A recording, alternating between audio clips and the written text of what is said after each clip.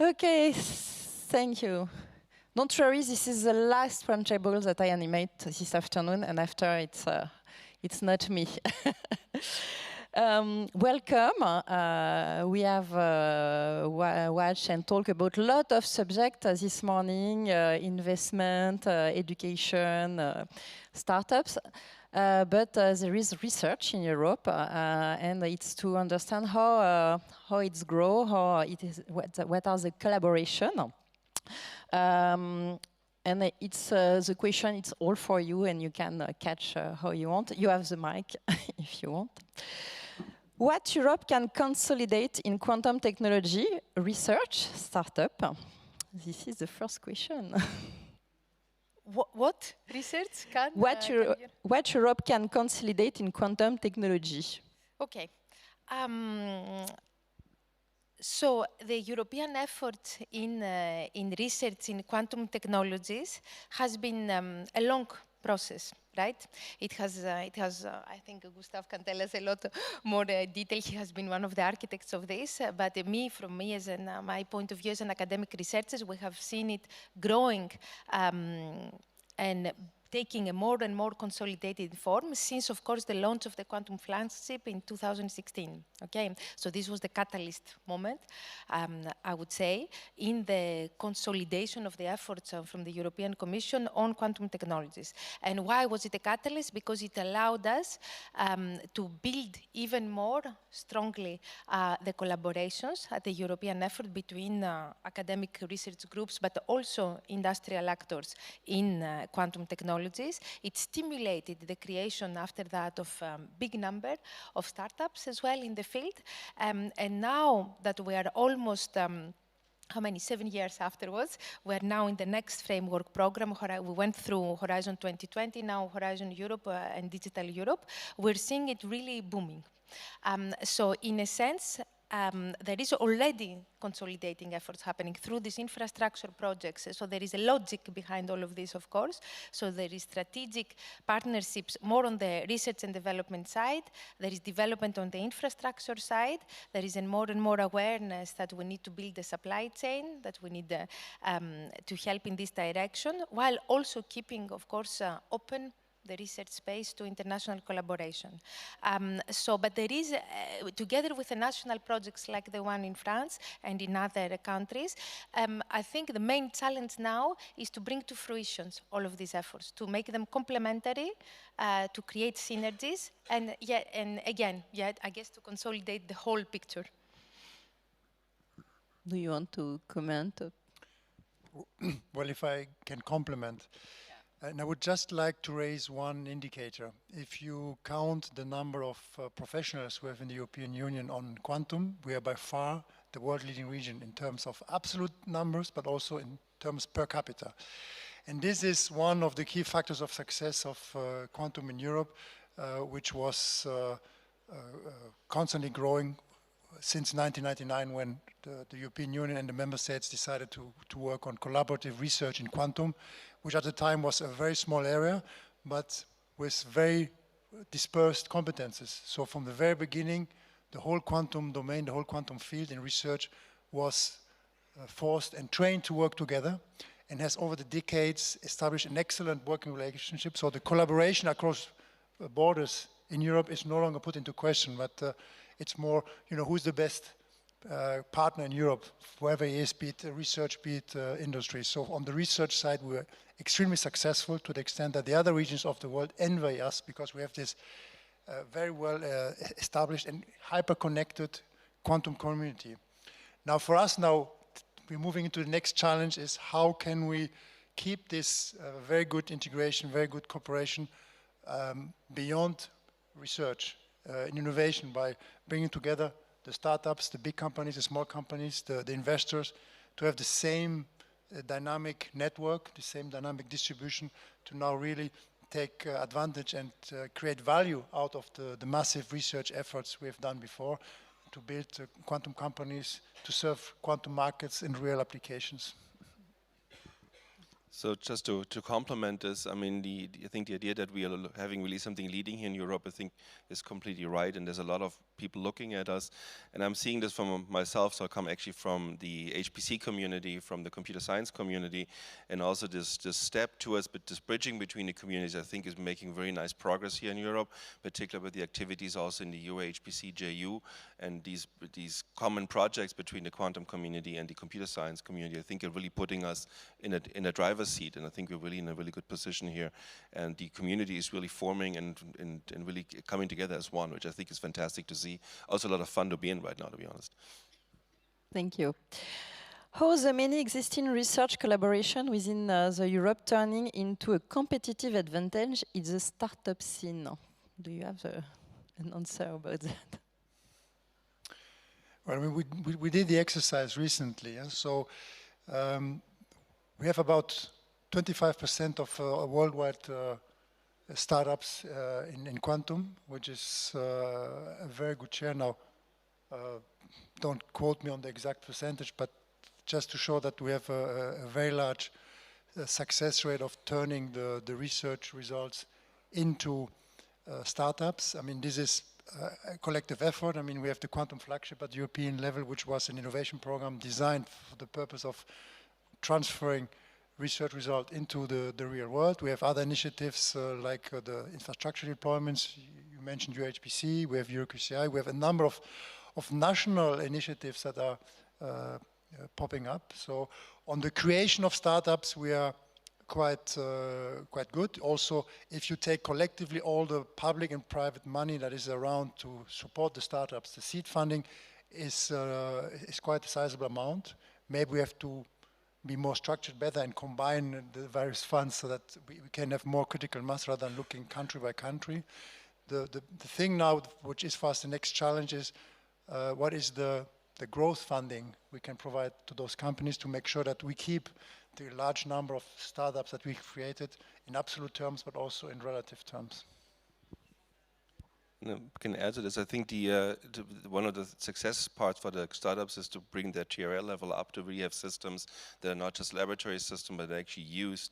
And I think, again, I'm coming back to the HPC angle. By bringing this system into the HPC center, we're kind of forcing this along, and also the research projects are forcing this rise in TRL levels really along. And I think we see this now, that we're able to see these systems as production systems, or at least we're going in this direction, which again, we're pushing the technology to something that hasn't been done before. And I think that will really show, again, also in the viability of the startups, and also not just in Europe, but so they can be successful in selling the products outside as well. I would also add here, exactly like Gustav said before for research, that in the startup scene as well, we should be very proud.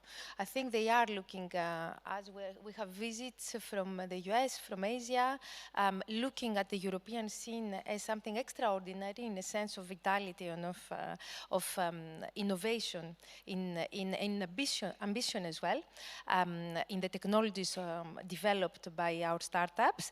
And now how to maintain the momentum. It will be the big challenge in the next few years. The European 2018 Quantum Flagship was all about research and with a lot of fundamental research. Is it always the case? Well, I have to, sorry, to slightly correct you, because the flagship was not about fundamental research. It had a significant part of fundamental research to help new ideas grow and emerge. But the main focus of the flagship was twofold. First, it's an innovation program. In French, they say valorisation de la recherche, really technology transfer, knowledge transfer out of the research labs into the real world applications, the real domains, creating companies, creating industry. And if we look at the first round of projects that started in 2018 and finished last year, we are positively surprised how well it went, because we are now seeing that out of the 20 or so projects we funded, we have at least per project one startup company that emerged and one spin-off product. And for most of those components with the infrastructure programs we're launching, we're now going to buy those equipments. I mean, if it's a quantum computer, I mean, even here in the Paris region, there are quite a number of of companies that came out of that program, but also across Europe. So in that sense, it's an innovation program that worked quite well and was also achieving the second aim of the program, which was retain and attract talent. And by being one of the most dynamic and interesting places to be in the world in quantum, we succeeded there. Now we have also to look then more into the business perspective, as we discussed in the previous question, to make sure that we have now the entrepreneurs, the big pension funds, the private investors that put also much larger amounts now than the seed fundings that from the public programs we can provide. I would like to still kick in here to remind still the role of fundamental research. That of course I agree that the Horizon 2020 program was not only research oriented, for sure. It taught us as researchers to work with industry, and now it was really a turning point for me, this program. So we went from our labs, where we're working a bit in our own corner, let's say, working with industry hand in hand every day, in a daily basis now, and making our own startups, etc., looking into the innovation world is something that is very appealing.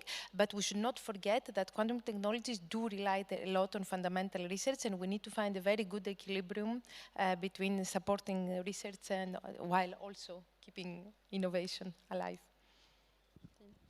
I can only agree with what has been said. I think there's been exciting projects, and I'm actually looking forward to the next series of projects out of the flagship, which just started up basically, which I think continue driving this further and broadening this even. We're involved in a few of those, and I think that's going to be very exciting to see where this goes. How many trapped ion, cold atoms, and photonic quantum computers research project and startup do we have in Europe? Many, I think you said.